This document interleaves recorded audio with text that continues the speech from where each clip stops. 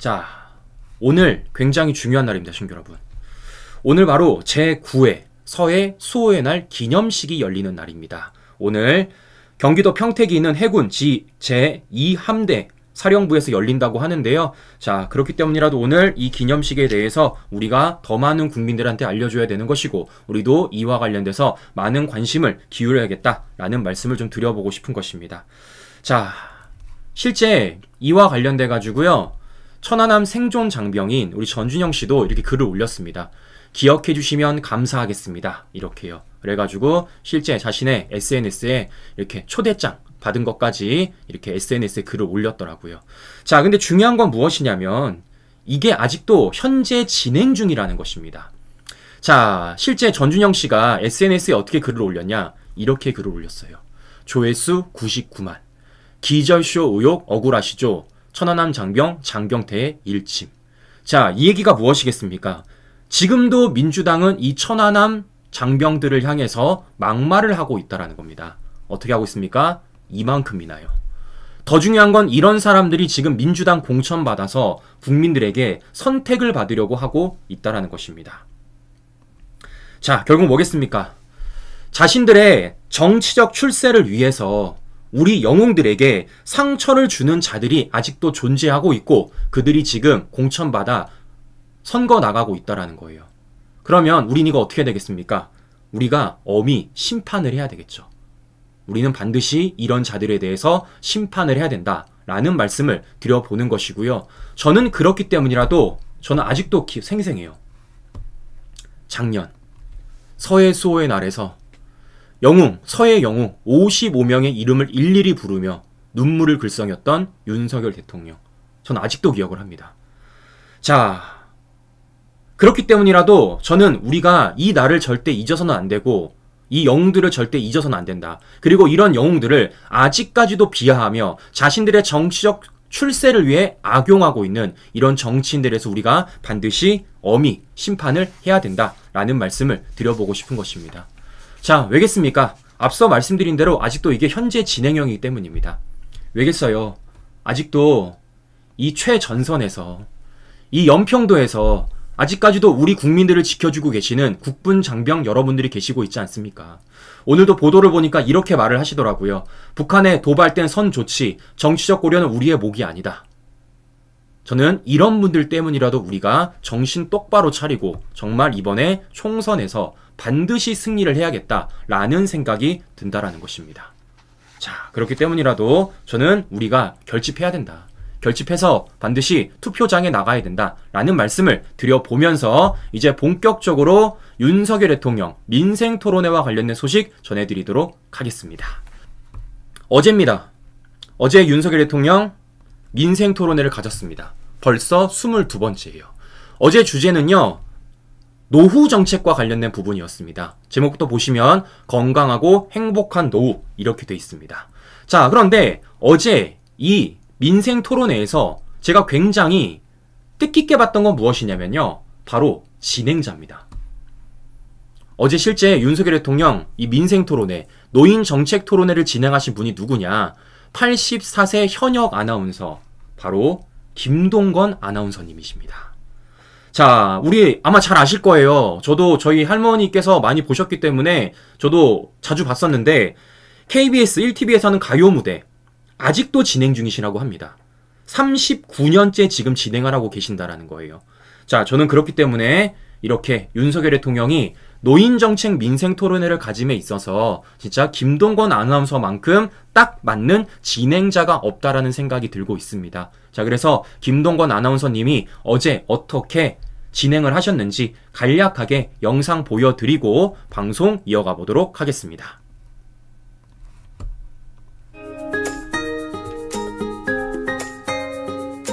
네, 오늘 국민과 함께하는 민생토론회는 저는 처음 왔습니다. 그런데 너무 좋습니다. 국가를 운영한다는 것은 대단한 일입니다. 1분 1초가 정말 중요한 시간에 끝까지 앉아서 다 들으시고 국민들에게 좋은 대답을 다 해주신 우리 대통령께 여러분 큰 박수를 다시 한번 보내주시면 대단히 고맙겠습니다.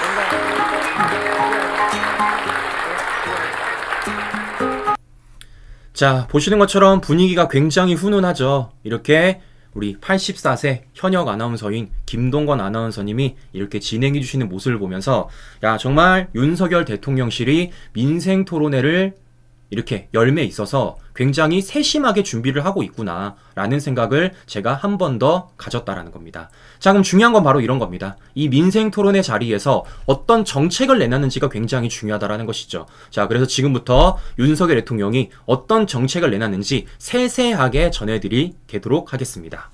자, 어제 윤석열 대통령 큰 틀에서 이렇게 얘기를 했어요. 어르신들에게 소홀했다.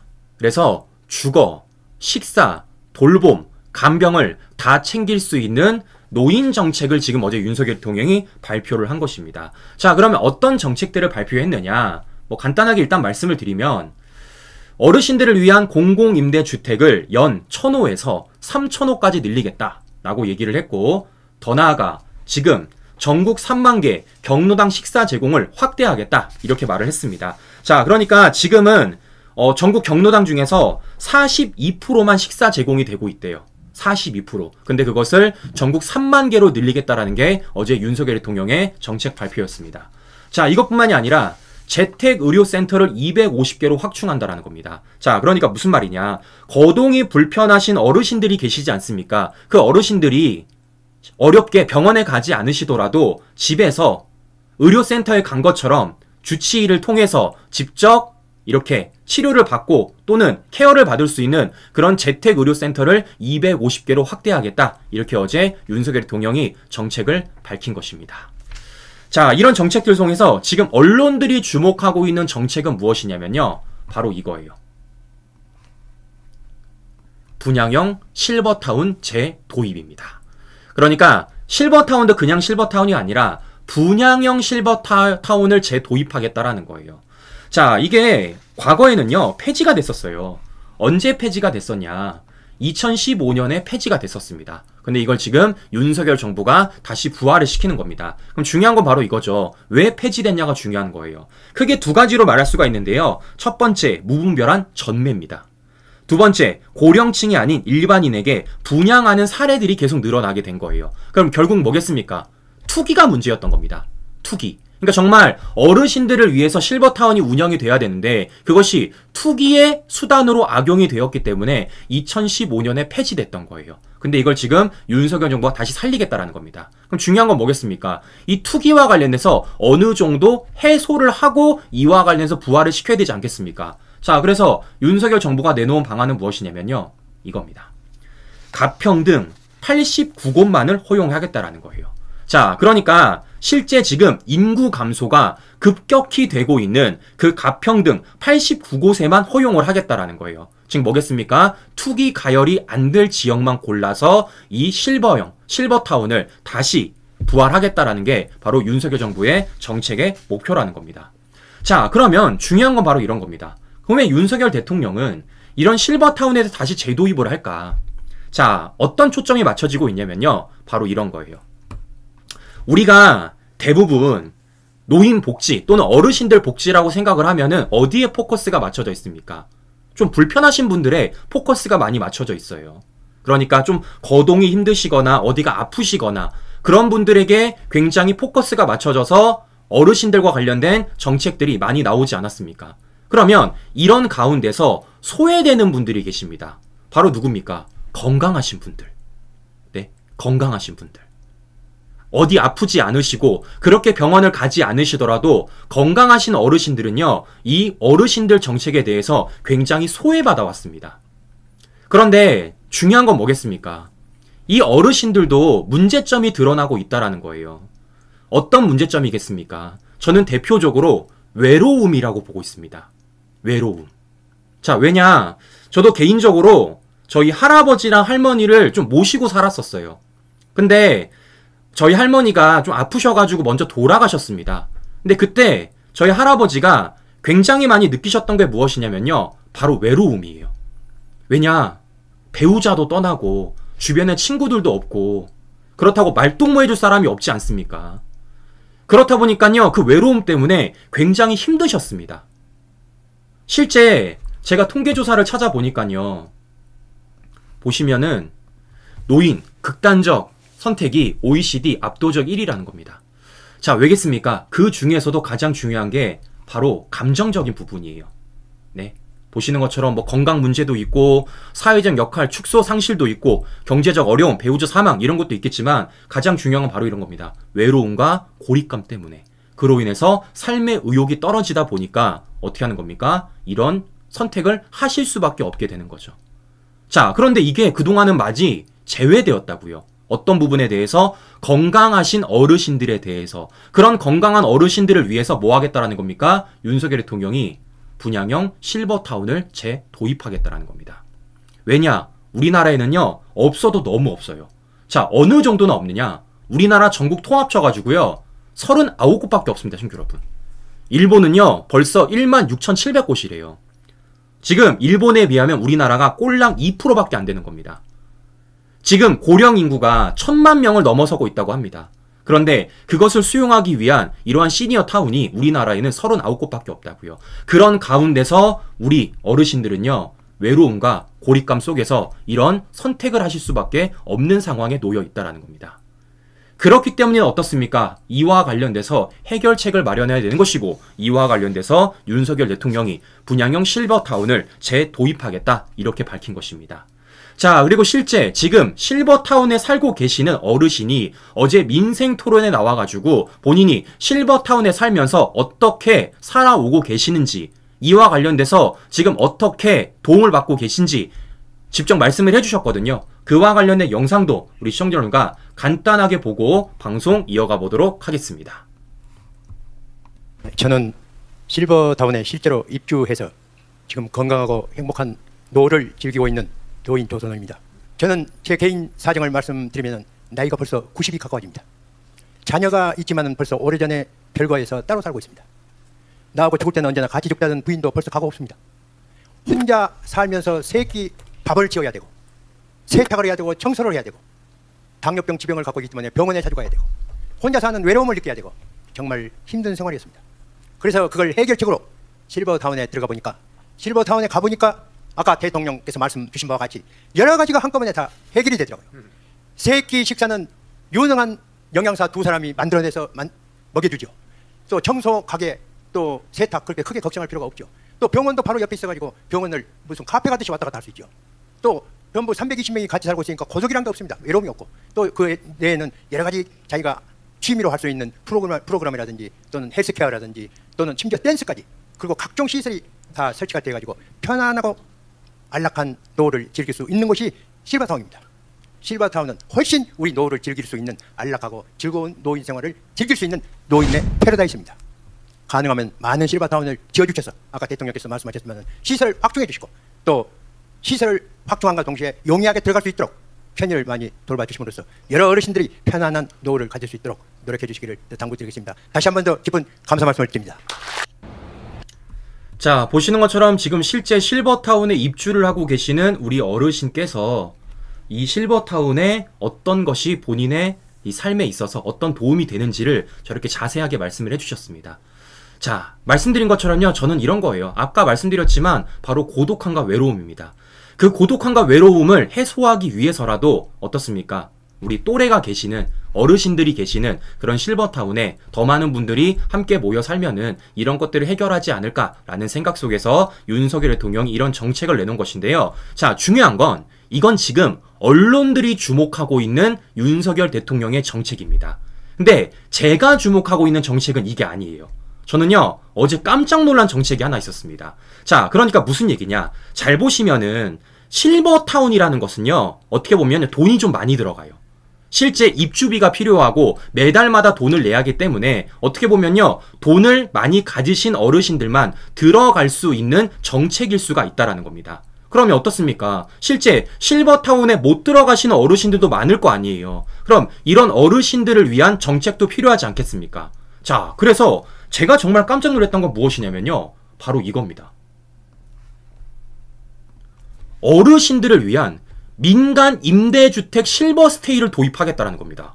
전 이거 깜짝 놀랐어요. 자, 무슨 얘기냐? 우리가 임대주택이라고 생각하면 어떻습니까? 거의 전 국민을 대상으로 하는 임대주택이 있습니다.